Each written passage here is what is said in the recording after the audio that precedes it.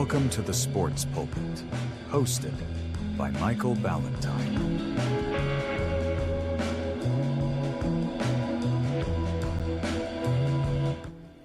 Hello, everyone, and welcome to another episode of the Sports Pulpit. Now, go ahead, gather everybody up, bring your family in, have a seat in the pew, and be part of the congregation. Because you don't have to worry about cussing or screaming or anything like that to raise the irony of your children. All you're going to get is great sports content from the Sports Good book. Today we're not doing a series as we normally do. We're going to do one short episode focusing on the Houston Astros. They had an off day on Monday, and after a disappointing homestand, before they traveled to the Bronx to start a series on Tuesday night. We talked about this team on the Lights Out Sports podcast, where my co-host Cheese and I disagreed on what we thought the Astros should do at the trade deadline. And honestly, guys, in my mind, it seems like the Astros just simply can't make up their minds. And I'm going to explain to you exactly what I mean right now.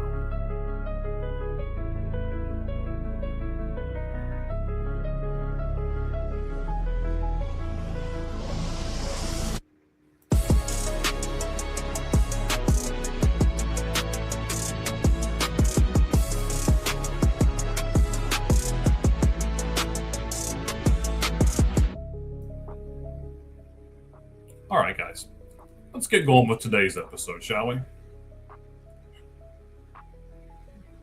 Let me start by saying in this episode, the Astros are just a weird team. Now, to give you a little history, the Astros had a massive sell-off that led to the team stacking their farm system and allowed them to make the playoffs in an impressive 8 of the last 10 seasons. In that time span, they had an almost 60% winning percentage with 14 playoff series wins, including 2 World Series titles. To expand a little more, from 2017 to 2014, they had 6 seasons where they won at least 90 games. And from 2017 to 2022, in those 7 seasons, they went to either the championship game or the World Series. Then in 2024, they lost in the wild card round, and last year, 2025, they missed the playoffs altogether. Currently, they're in second place, they're in first place now in the AL West, but it's still a division where no team is over 500. And the predictable storm has happened. Now, I'll give Cheese a break. He lives in Texas, so I think he was hopeful of the team kind of adding a few pieces at that trade deadline and making a run. They gave up a good young starter in Spencer Arrighetti to get a rental in Dalton Varsho, who has given them more strikeouts, 17, than hits and RBIs combined at 15. And that was as of Monday. They just had a 9-game homestand where they played 3 consecutive teams that were under 500 in the Mariners, the Angels, and the A's. And they promptly went 3-6. So rub salt in that wound a little bit. They lost the final game of that 9-game homestand to a struggling A's squad, allowing them to rally from down 6 to beat them 7-6 and give those A's their 51st win, which, by the way, is the second lowest in all of baseball. And why? Well, because the Astros just aren't that good. So, as a result, their general manager, Dana Brown, gets fired, or the two of them mutually parted ways. And After not being with the club for a family emergency and not having to be there to see the club blow that aforementioned 6-run lead on Sunday, their manager was supposedly privately informed that he would not be offered a new contract at season's end when his 3-year contract expires. He was given the option to then also mutually part ways, but he chose to get on the plane, fly to New York, and continue to manage the team, who has lost 11 of their first 20 August games, and who currently sit in that first place, but the Rangers are right there. Houston does own the tiebreaker against the Rangers, I gotta give them that. And having 30 or so games left, they have the 15th hardest remaining schedule of the 30 MLB clubs. Now, by the numbers, the Astros are just having a weird season. Let me explain. So they're 2 games under 500 at home. Again, this is from Monday's statistic line. 1 game above 500 on the road with a negative 44 run differential, yet they are 32-20 against teams over 500. Explain that. I guess they play up to their competition and yet down to their competition. Knowing their home and road record splits, they still are scheduled to play the Yankees, as they're doing right now, in New York. They play the Phillies in Philadelphia, and then they return home later on to play division-leading teams in the White Sox, the Rays, and the Braves. Now, the 9-game homestand where they went 3-6 against inferior competition just backs up my earlier statement that this team is just not very good. They scored 4.1 runs a game, and they were outscored 54-37 in the 9 games. And the most glaring stat, and the one that should just have all the lights and sirens and stuff going off in their front office. Well, remember when I said they gave up a young, controllable starting pitcher to get the rental and Dalton Varsho? Well, during that 9-game homestand, they had only 1 pitcher go more than 5 innings. The Astros should have listened to me and sold off anyone that's not named Yordan Alvarez or Hunter Brown. And by the way, how did the Astros get the best hitter in baseball?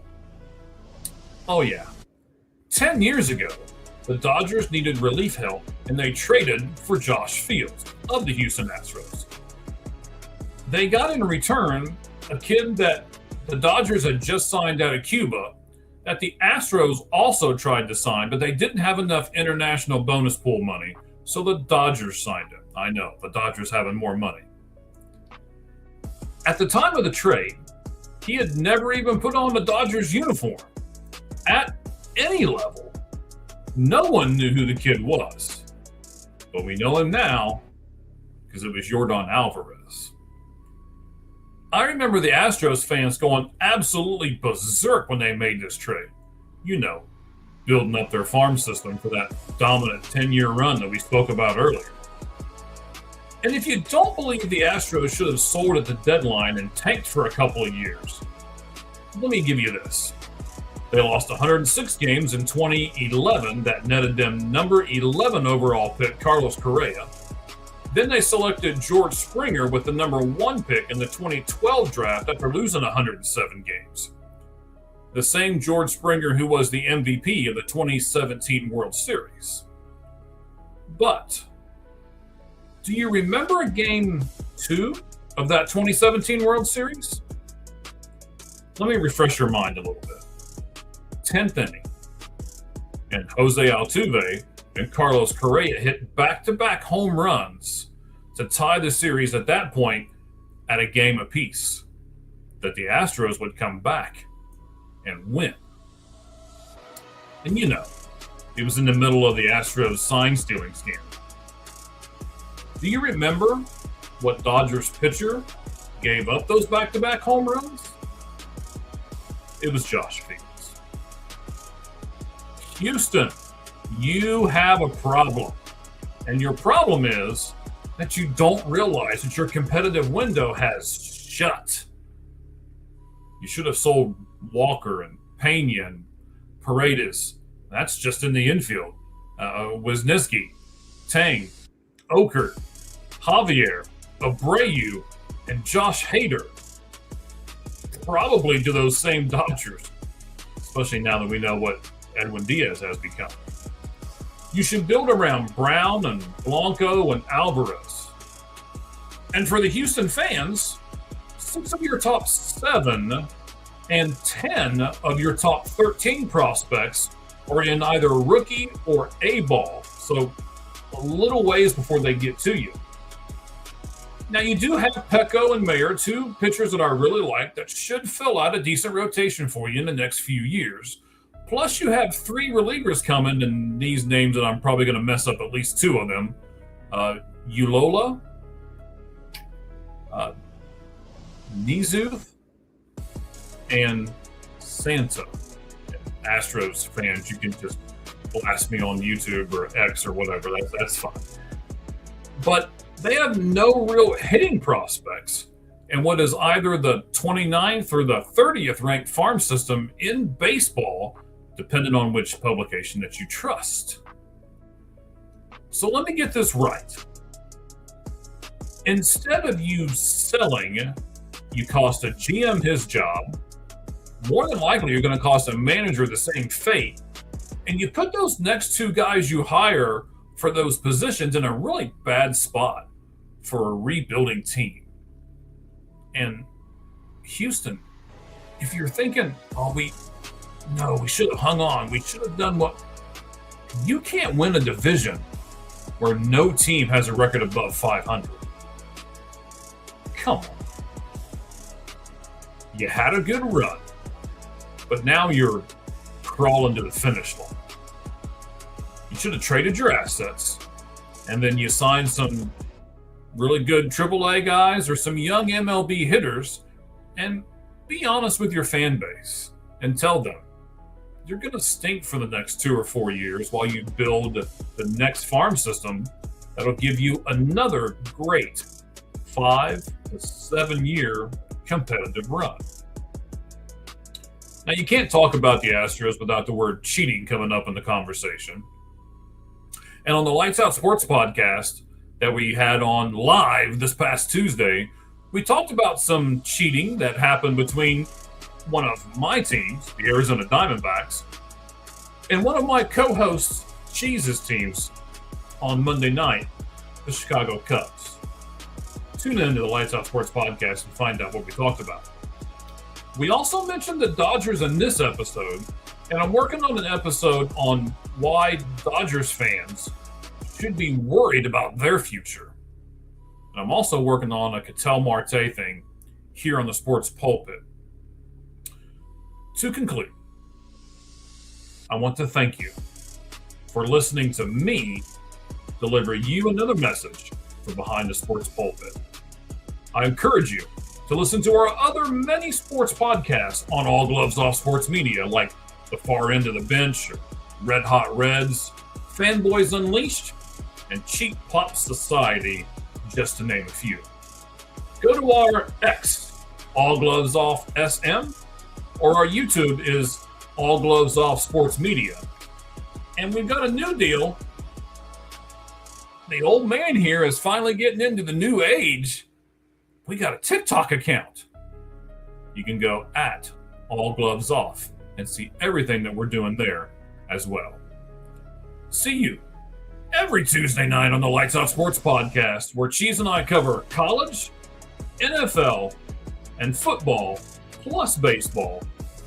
And as always, I bid you farewell in the name of the Father, the Son, the Holy Ghost, MLB, NFL, WWE, and college football.